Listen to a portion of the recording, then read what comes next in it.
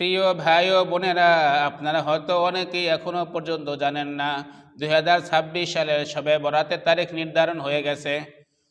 এবং এই শবে বরাতের তারিখে আপনি কি কি আমল করবেন, কত রাকাত নামাজ পড়বেন, কোন সূরা দিয়ে নামাজ পড়বেন, কয়টি রোজা রাখবেন, রোজার নিয়ত কিভাবে করবেন এবং হালুয়া রুটি খাবেন কিনা, সেই সবগুলো আমি এই ভিডিওর মধ্যে বিস্তারিত আপনাদেরকে জানিয়ে দিব ইনশাআল্লাহ।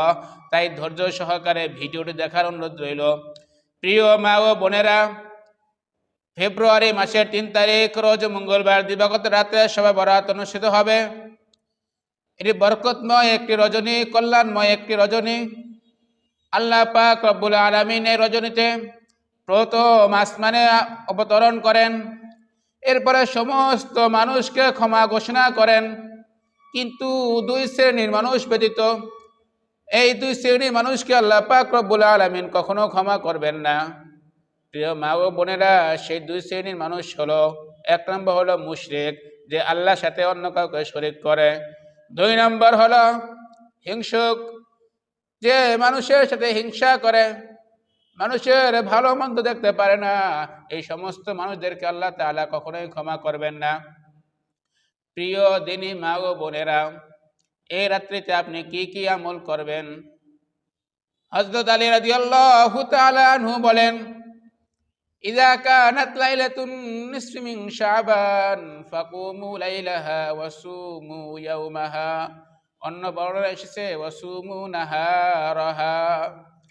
আলী রাদিয়াল্লাহু তাআলা আনহু বলেন, রাসূল সাল্লাল্লাহু আলাইহি ওয়াসাল্লাম বলেছেন, যখন নিসফে শাবান আসবে, অর্থাৎ শাবান মাসের অর্ধ রজনী আসবে, তখন তোমরা রাত্রিবেলা ইবাদত করবা, যেমন দাঁড়িয়ে দাঁড়িয়ে নামাজ পড়বা, কোরআন তেলাওয়াত করবা, জিকির আজগার করবা, তাসবিহ তাহলিল পাঠ করবা। আমরা ইস্তেগফার বেশি বেশি পাঠ করব। প্রিয় দিনী মা ও বোনেরা, এই রজনীটা একটি বরকতময় রজনী, কল্যাণময় একটি রজনী। এই রজনীটাকে আমরা কোনোভাবেই হাতছাড়া করব না। এই রাত্রিতে আমরা যত বেশি সম্ভব আমল করার চেষ্টা করব। রাত্রটা জাগ্রত থেকে আমরা আমল করার চেষ্টা করব। ইনশাআল্লাহ আল্লাহ তাআলা আমাদের আমলগুলোকে কবুল করে দিবেন। ইস্তেগফার, আস্তাগফিরুল্লাহ, আস্তাগফিরুল্লাহ আমরা বেশি বেশি পাঠ করার চেষ্টা করব। আস্তাগফিরুল্লাহর অনেক ফজিলত রয়েছে। যদি কোনো ব্যক্তি নিয়মিত আস্তাগফিরুল্লাহ আস্তাগফিরুল্লাহর জিকির করতে পারে, পাঠ করতে পারে, তাহলে আল্লাহ পাক রব্বুল আলামিন তাকে সমস্ত বিপদ আপদ থেকে রক্ষা করবেন, সমস্ত বিপদ আপদ থেকে তাকে মুক্তি দিবেন, সমস্ত টেনশন থেকে তাকে মুক্তি দিবেন। তার টেনশন যত বড়ই হোক না কেন, আল্লাহ তাআলা এই ইস্তেগফারের ফজিলতের কারণে, ইস্তেগফারের বদলতে আল্লাহ তাআলা তাকে সমস্ত ধরনের টেনশন থেকে মুক্ত করে দিবেন। সুবহানাল্লাহ। প্রিয় মা ও বোনেরা, আস্তাগফিরুল্লাহ যদি কেউ বেশি বেশি পাঠ করে, তাহলে আল্লাহ পাক রব্বুল আলামিন তাকে অল্প সময়ের মধ্যে ধনী বানিয়ে দিবেন, কোটিপতি বানিয়ে দিবেন। প্রিয় মা ও বোনেরা, এরপরে আমরা দুরূদ শরীফের আমলটা বেশি বেশি পাঠ করব। রাসূল সাল্লাল্লাহু আলাইহি ওয়াসাল্লাম বলেছেন, যদি কোনো ব্যক্তি একবার আমার প্রতি দুরূদ শরীফ পাঠ করে, তাহলে আল্লাহ পাক রব্বুল আলামিন তার আমলনামা 10টা নেকি দান করেন। সুবহানাল্লাহ। তাই আসুন প্রিয় মা ও বোনেরা, আমরা এই শবে বরাতের রাতে আমরা বেশি বেশি দুরূদ শরীফ পাঠ করব, যেটা আমরা নামাজের মধ্যে পড়ে থাকি। যদি আমরা এটা না পারি, তাহলে কমপক্ষে সাল্লাল্লাহু আলাইহি ওয়াসাল্লাম, সাল্লাল্লাহু আলাইহি ওয়াসাল্লাম এই দুরূদ শরীফটাকে বেশি বেশি পাঠ করার চেষ্টা করব। আমরা যারা কোরআন শরীফ পড়তে পারি, আমরা এই রাত্রিটাতে কোরআন শরীফ বেশি বেশি তেলাওয়াত করার চেষ্টা করব। যেখান থেকে আমরা সবচেয়ে বেশি ভালো পারি, সবচেয়ে বেশি শুদ্ধ করে পারি, সেখান থেকে আমরা পড়ার চেষ্টা করব। যেমন সূরা ইয়াসিন আছে, বেশি বেশি পড়তে পারি। সূরা আর রহমান আছে, ওয়াকিয়া আছে, সূরা মুলুক আছে, 30 পারা যে ছোট ছোট সূরাগুলো আছে, আমরা এই সূরাগুলো বেশি বেশি পড়ার চেষ্টা করব ইনশাআল্লাহ। আরো অনেক জিকির রয়েছে, যেমন লা ইলাহা ইল্লাল্লাহর জিকির বেশি বেশি পাঠ করা, সুবহানাল্লাহ সুবহানাল্লাহ বেশি বেশি পাঠ করা, আলহামদুলিল্লাহ আলহামদুলিল্লাহ বেশি বেশি পাঠ করা, আল্লাহু আকবার বেশি বেশি পাঠ করা, সুবহানাল্লাহি ওয়া বিহামদিহি সুবহানাল্লাহিল আযীম এই দোয়াটাও বেশি বেশি পাঠ করা, সুবহানাল্লাহি ওয়া বিহামদিহি সুবহানাল্লাহিল আযীম এটাও বেশি বেশি পাঠ করা। প্রিয় ভাই ও বোনেরা, এই মাসে আপনি কয়টি রোজা রাখবেন? একটি রোজা রাখবেন, আর সেটা হলো 3 ফেব্রুয়ারি রোজ মঙ্গলবার রাত্রিবেলা আপনি ইবাদত করবেন। তারপরে শেষ রজনীতে, শেষ রাতে আপনি সাহারি খাবেন। তো কেমন সাহারি?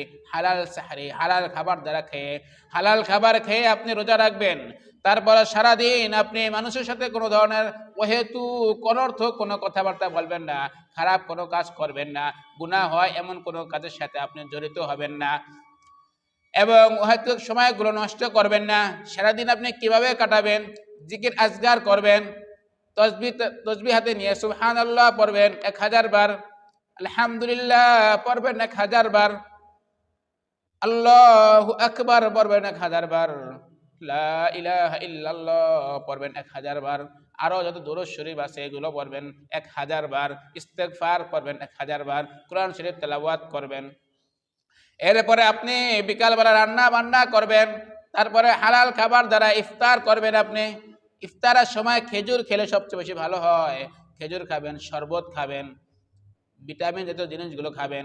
এরপরে আপনি ইফতার করবেন, তারপর রাত্রে প্রয়োজন হলে আবার ভাত খাবেন।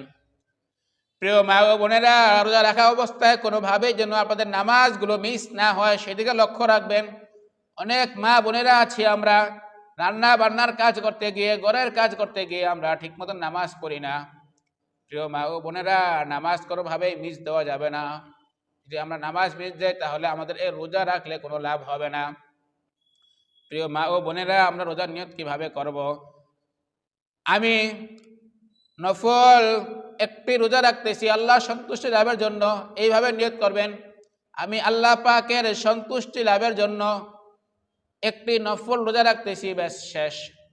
প্রিয় মা ও বোনেরা, শবে বরাতে নির্দিষ্ট কোনো রোজা নাই, নির্দিষ্ট কোনো নামাজ নাই, নির্দিষ্ট কোনো আমল নাই। শবে বরাতের রোজা একটি, যদি আপনি আরো বেশি রাখতে চান তাহলে আরো 2টি রাখতে পারেন, মোট 3টি আইয়ামে বীজ হিসেবে, আগে একটি পরে একটি। আপনি ইচ্ছা করলে পুরো শাবান মাসটাকে রোজা দ্বারা ভরপুর করে রাখতে পারেন। আপনার ইচ্ছা, আপনি যতগুলো মন চায় ততগুলো রোজা রাখবেন, কোনো সমস্যা নেই। 1টা 2টা 10টা 5টা 30টা যতগুলো মন চায় আপনি রোজা রাখবেন। কেননা রাসূল সাল্লাল্লাহু আলাইহি ওয়াসাল্লাম এই মাসে অনেকগুলো রোজা রাখতেন, বেশি বেশি রোজা রাখতেন, তিনি বেশি নামাজ পড়তেন, বেশি আমল করতেন। তাই আসুন আমরাও এই মাসটাকে মাসটাকে বরকতময় রজনীটাকে আমরা সুন্দর করে সাজিয়ে তুলি ইবাদতের মাধ্যমে, নামাজের মাধ্যমে, ইস্তেগফারের মাধ্যমে, দুরূদ শরীফের মাধ্যমে, কোরআন তেলাওয়াতের মাধ্যমে। এবং আপনি কোন সূরা দিয়ে নামাজ পড়বেন নির্দিষ্ট কোনো সূরা নেই। অন্য অন্য নামাজ আপনি যে সূরা দিয়ে পড়তেন, যেভাবে পড়তেন ঠিক তদ্রূপভাবে এই নামাজটা একইভাবে একই সূরা দিয়ে আপনি অন্যান্য সূরার মতন সূরা দিয়ে পড়বেন, নির্দিষ্ট কোনো সূরা নেই। প্রিয় মা ও বোনেরা, আমরা এই মাসটাকে, বরকতপূর্ণ মাসটাকে, গুনাহের কাজ থেকে বিরত থেকে আমরা বেশি বেশি আমল করার চেষ্টা করব ইনশাআল্লাহ। আল্লাহ পাক রব্বুল আলামিন আমাদেরকে তৌফিক দান করুক, আমিন। এবং এই মাসের মধ্যে আপনি, অর্থাৎ এই শবে বরাতের রাত্রিতে আপনি রুটি খাবেন কিনা, হালুয়া খাবেন কিনা, গোস্ত খাবেন কিনা। প্রিয় মা ও বোনেরা, আমাদের দেশে একটা প্রচলন রয়েছে, শবে বরাতের রাত্রিতে রুটি বানানো, হালুয়া বানানো, পিঠা বানানো, ভালো মন্দ খাবার খাওয়া, কোনো সমস্যা নেই। আপনি অন্য দিন যেভাবে ভালো মন্দ খাবার খান এই দিনও সেভাবে ভালো মন্দ খাবার খাইতে পারেন, কোনো সমস্যা নেই। কিন্তু এই রাত্রিতে খেতেই হবে, এই দিনে খেতেই হবে, এরকম ধারণা ভুল। এটা আমাদের সমাজে প্রচলিত একটা ভুল রয়ে গেছে।